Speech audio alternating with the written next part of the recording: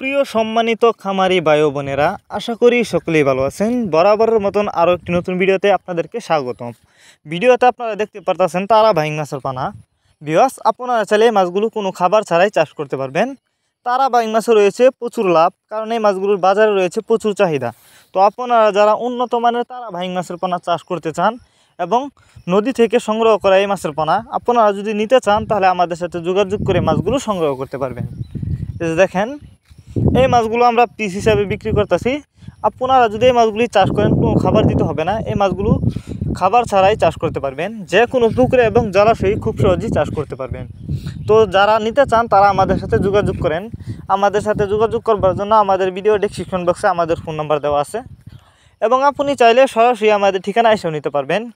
এই মাছগুলো আমরা যত্ন সহকারে সারা বাংলাদেশে হোম ডেলিভারি করে থাকি, যার কারণে একটা মাছেরও কোনো ক্ষয়ক্ষতি হয় না এবং মাছ মারাও যায় না।